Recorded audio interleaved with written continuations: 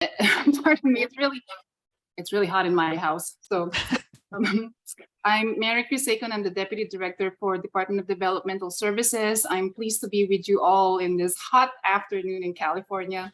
I'm joined today by my colleagues Erin Paulson, who will help us with some updates on provisional Lanterman eligibility. But for the bulk of our presentation, my team and I will share some updates on early start eligibility and other changes that were put forward and enacted in the SB 188 trailer bill language. So with that, moving on to the next slide, as you know, some recent new changes in the Early Start program have been enacted, like I said, via SB 188 or Chapter 49 statutes of 2022. I will go over these changes and will highlight those specific to updates in the criteria for Early Start, some flexibilities for IFSP and IPP meetings, and also some changes that were passed to really improve transitions from Part C Early Start to Part B Special Education services. So with that, I think it may be helpful if we kind of go over some side-by-side display of the different programs.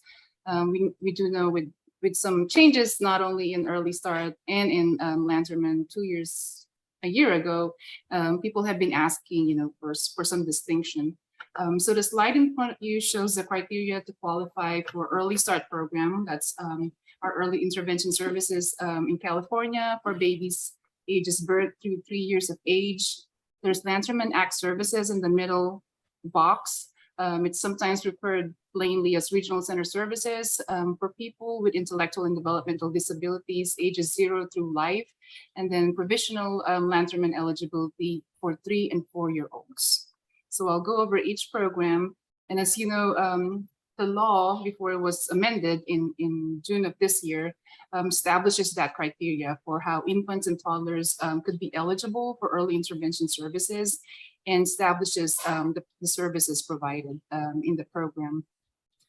I just want to highlight before we go any further, there were no changes in Lanterman or provisional Lanterman eligibility. I'm mainly showing it to display and share with you how they differ.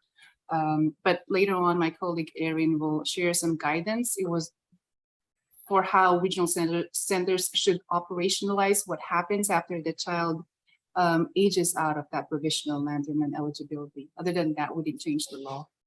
So the recent changes in law took effect in June 30 of this year.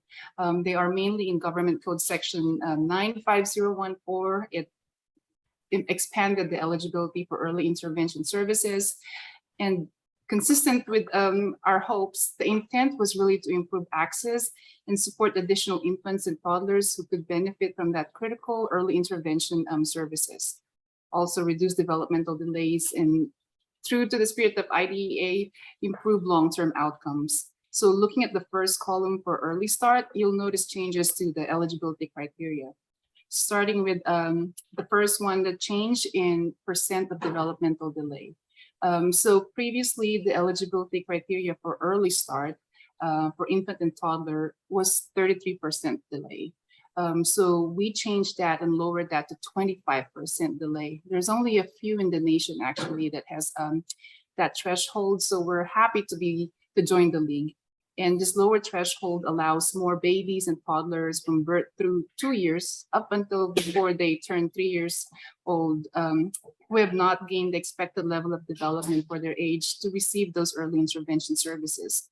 As you know, when COVID happened, we saw a steep decline in caseload. A lot of our families actually didn't come forward for services.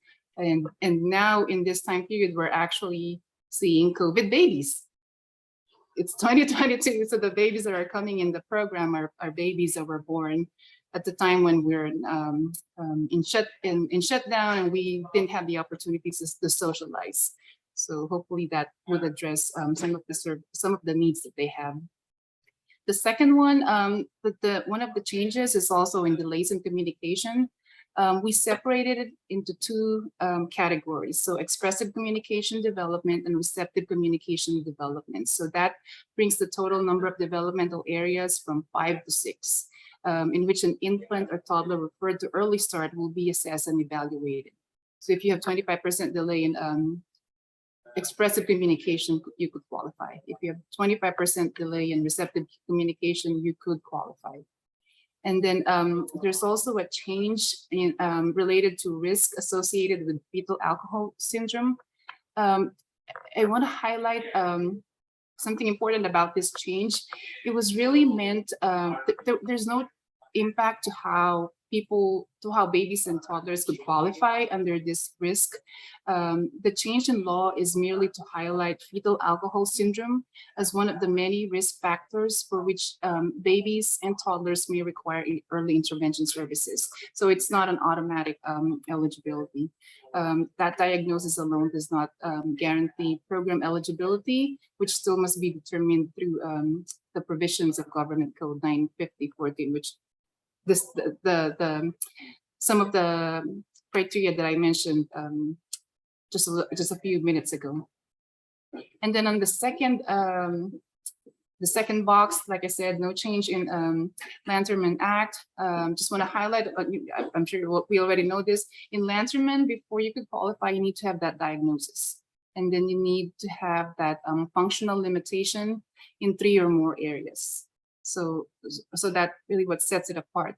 And then the third one, which is what we call Provisional Lanterman Act eligibility, is solely for 3 or 4-year-old children. You don't have to have come from early start. You could be a new referral to the regional center, and you could qualify. I mean, some, of course, coming from early start could still qualify for provisional Lanterman, but that's not the criteria. Like I said, it's very specific in age. You have to be 3 or 4 years of age, and then you have to have significant functional limitation in at least 2 of the following areas that we have in front of you. And with that, next slide, please, Sandra. I wanted to clarify, just in case it's helpful. So what we were seeing before we enacted provisional Lanterman eligibility in the data is that children leave early start, or at age 3, but then they re-enter the developmental services system, which kind of tells us that eligible disabilities are not fully recognized at roughly 2 years and 9 months when those assessments are conducted prior to the child's birthday to see if they qualify for Lanterman eligibility. And so the intent is that with this new provisional Lanterman, many children from communities of color, most specifically who tend to be underdiagnosed, could qualify, and that it will increase access to the service system for this and other underserved families who we know could be at risk. So then going back to to the slide on early start eligibility, we issued a letter to the regional centers on July 27th. It basically highlights what I just shared, but it had specific guidance on assessments and evaluations. So what we shared, and that guidance is actually posted in our website, is that any infant or toddler who has been referred to the program or who's currently undergoing assessment, especially in the last 6 months, or may have, well, if you're currently undergoing assessment, please use the new threshold. That way the child would qualify.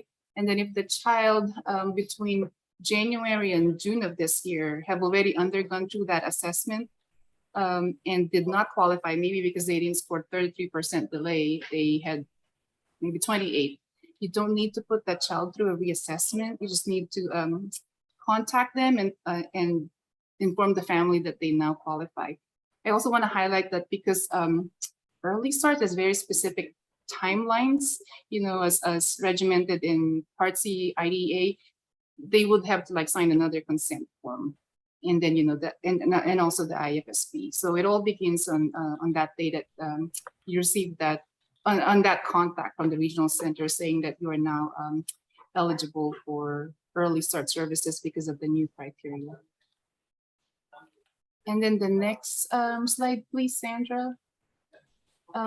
So one of the other changes in the law is the extension of remote meeting options.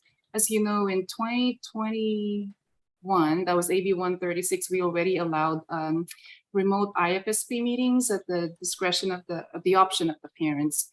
And what we saw during the pandemic was that the community and the families saw the benefits of certain flexibilities and actually expressed interest in ongoing flexibilities. So with the change in law, we are extending remote IFSP and IPP meetings until June 30th of next year. And the reason mainly is because we want, for this temporary extensions, is we want to make sure it still works for families and all parties in an IPP or IFSP meeting. And then the next slide kind of just calls out some of the changes in SB 188. As you know, as a context, SB 75, it was Chapter 51, Statutes of 2019. It was that law that authorized a Part C to B for California Kids Work Group. So it was convened, it was comprised of a broad range of stakeholders, and that work group was created to see, to explore how we can improve transitions from early intervention to special education services. So they submitted a report to the state legislature and also the Department of Finance, and that kind of informed some of the proposals that the Department of Developmental Services and also the California Department of Education put forward and were enacted. So I'll call out some of them. For example, it now requires a quarterly review of the IFSP. We have received some questions and clarifications on what the quarterly review would entail. So we anticipate releasing guidance to the regional centers on how that might look like. The purpose of that more frequent IFSP reviews is really to develop the relationship between the regional center service coordinator and the families, especially because babies and toddlers, they grow so fast, their needs change so much in that time period. So it's making it intentional for that touch points to occur by making it quarterly. But it's of course not intended to be an onerous process. So that's what we're working on to provide guidance to the centers.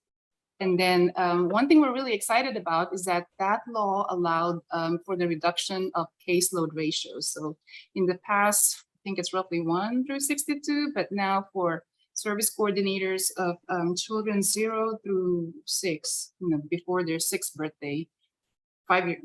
If you're a service coordinator of 0 until that child's 6th birthday, you will have 40 maximum children in your caseload, and it's really giving that bandwidth to the service coordinators to be more involved and support the family, and have be that support for them as they go through not only early start, but maybe for those who will qualify for provisional Lanterman eligibility, and also up until the point that child is going to start entering kindergarten. So that was the intent for that age range. And then it has some specific provisions on promoting understanding of the transition process. We learned so much from SB 75 work group about the challenges that families face moving from that early intervention program to the school system or to special education services at age 3. So that has provisions specific to how we can support parents in that process. And then it has some provisions specific to our work with California Department of Education. So we can support local teams such as the regional center and the local educational agencies or just the school districts in distributing educational transition information. And then of course we really are tasked, we task ourselves to look into data and use data more than ever to improve transition, and then require the development of programs to incorporate family feedback. So with that, next slide, Sandra. I'll hand it over to my colleague, Erin, so she can speak to some updated guidance on Lanterman, provisional Lanterman. Hi, everybody. I'm Erin Brady. I work in the Office of Community Operations, overseeing the Northern Regional Centers and all their contractual obligations and statutory obligations. I'm formerly been an early start for many, many years before that. So it's good to see some familiar faces. Last July, the Lanterman Act was amended to provide a new category of eligibility that Mary Chris kind of explained earlier, that we added a new category for 3 and 4-year-olds to be provisionally eligible. This doesn't mean that we just move all 3 and 4-year-olds into this category. This category is explicitly meant for children that did not qualify for the Lanterman Act. So during the transition process, 90 days, at least 90 days prior to the 3rd birthday, you talk about that stuff at the transition meeting. Regional centers are obligated to assess the child for Lanterman Act services as long as the parents are okay with that. And if they don't meet that criteria, they can then assess to see if the child meets the eligibility criteria for provisional eligibility. The letter issued in July of this year clarified that,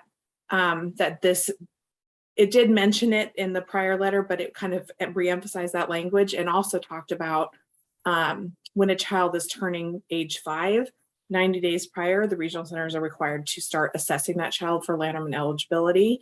And if eligibility is not reached by age 5, then they are to continue services under provisional eligibility until that eligibility is determined. So it provided those clarifications. We've been tracking this status code over the last year. Currently, we have, as of the May report, we had, as of the June report, we were serving 2,870 children in provisional eligibility. This includes a small number of children that are 2 that we're presuming will go into provisional eligibility, and a few kids that are at our age 5 and are still getting that determination made. It's increasing it was a steady growth at first, but now it's kind of settling in about 11 or 12% growth each month. And about 77% of the kids, or 2,224 kids, that were previously served in status 1. So we are serving some kids that are new to the system. And then a couple of resources I wanted to point you to. There are FAQs on the DDS website, and I will put those in the chat for you. So you can flag those, and hopefully they're helpful for families to kind of understand the differences, because it is very confusing. But hopefully this category will help us give some kids some more time, so that we're not losing them in the system, that we can continue to serve them and then make a better diagnosis at age 5. I will put those FAQs in the chat.